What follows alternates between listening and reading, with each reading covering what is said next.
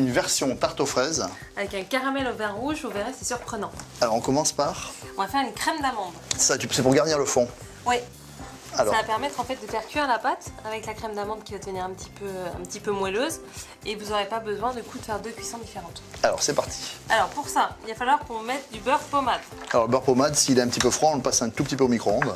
Voilà. On le sort à l'avance. Ou alors on l'écrase à la spatule. Ok. Hop. Hop. Donc là on voit qu'il est bien pommade, il est vraiment très mou. Donc on n'a presque pas à le travailler. Il est parfait là. Voilà. Alors là, je rajoute le sucre. Hop. Alors une crème d'amande, en fait, il faut l'émulsionner. Pour donner du volume un petit peu. Voilà. Donc là, il faut travailler un petit peu fort. Voilà, là c'est la petite séance de sport de la recette. Voilà. Si on a un batteur, on a le droit d'utiliser un batteur. Oui, hein. c'est recommandé. Avec une feuille, c'est pas mal. Hein. D'accord. Regarde, j'ai une gousse de vanille. Moi, je gratte la gousse de vanille. Et je récupère les grains. Les grains de vanille ici. Après on rajoute la poudre d'amande. Poudre d'amande, on peut mettre autre chose que la poudre d'amande? Des noisettes, Poudre enfin noisettes. après des pistaches, après selon votre La inspiration. poudre de fruits secs que vous aimez. Voilà. Hop. Allez, Donc là on va rajouter les œufs, pareil, en battant bien entre chaque. vas-y, c'est parti. Et vous allez voir que ça va vous faire une crème qui va être très lisse, qui va être jolie. Et ça vous pouvez le mettre dans plein de fonds de tarte. C'est très gourmand. Donc là, la crème d'amande est prête. Et Voilà. maintenant, on va s'occuper Du fond de tarte. du fond de tarte. Alors le fond de tarte, ou on peut l'acheter tout fait, ou alors on peut la faire soi-même, c'est encore meilleur, mais après ça dépend du temps qu'on a devant soi. Alors ce qui est très important déjà quand vous avez votre fond de tarte, vous le piquez bien pour éviter qu'il gonfle. C'est pour éviter que ça souffle à la cuisson. Voilà, c'est ça. Et après, on répartit la crème d'amande bien au centre, et après il va falloir la lisser. Il faut vraiment que ce soit très lisse ou pas? Bah, c'est important juste que ce soit réparti, après elle va se tasser avec la cuisson. Voilà, le beurre va faire son Voilà, effet. ouais.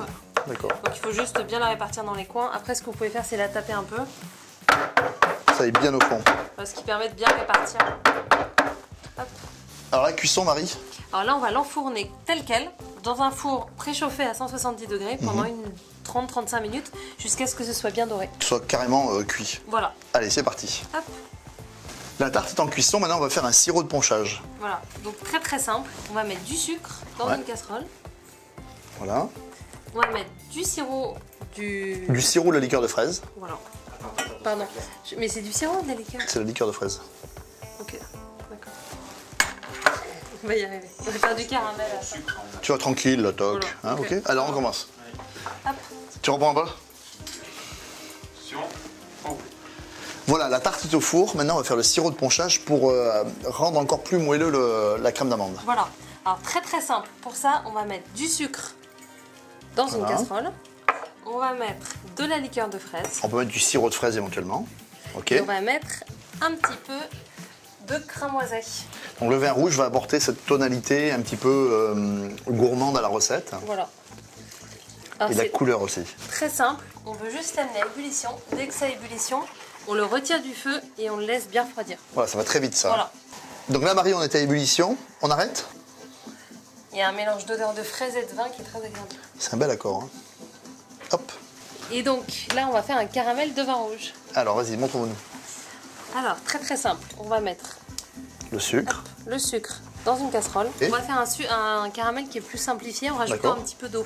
Alors tu mets à peu près un tiers du poids en eau. Hein. Voilà. D'accord. Et là, on remue bien, c'est ça? Voilà. On veut juste qu'il Voilà. soit bien mouillé, Voilà, c'est juste, vous voyez, pour le mouiller.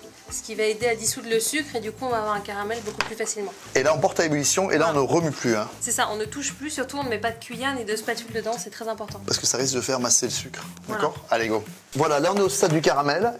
Et là, tu vas déglacer pour faire un caramel liquide Voilà. au vin Alors là, rouge. vous faites très attention quand vous rajoutez du liquide ou de la matière grasse dans le caramel que ça vous saute pas dessus. Ça peut être un peu dangereux. Hop. Là, ça va faire. Vas-y, Franco. Alors, c'est toujours un tout petit peu impressionnant. Parce que la réaction de l'eau ou du vin avec le caramel. Mais regardez, la belle couleur. On va rajouter un petit peu. On va faire un petit peu. Hop. Voilà. Voilà. Et on va faire réduire ce caramel de vin rouge jusqu'à une consistance à la nappe pour pouvoir après napper notre tarte aux fraises. Le vin rouge a bien réduit. Et tu vois, on a une consistance. Elle est bien nappante.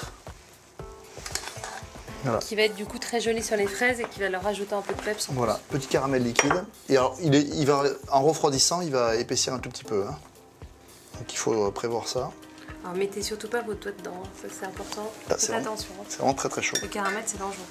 Alors là on a sorti le fond de tarte du four. On va juste poncher en fait la crème d'amande avec le sirop fraise vin rouge Voilà. qu'on a préparé tout à l'heure. Et là, il faut laisser un petit peu boire, c'est ça? Voilà.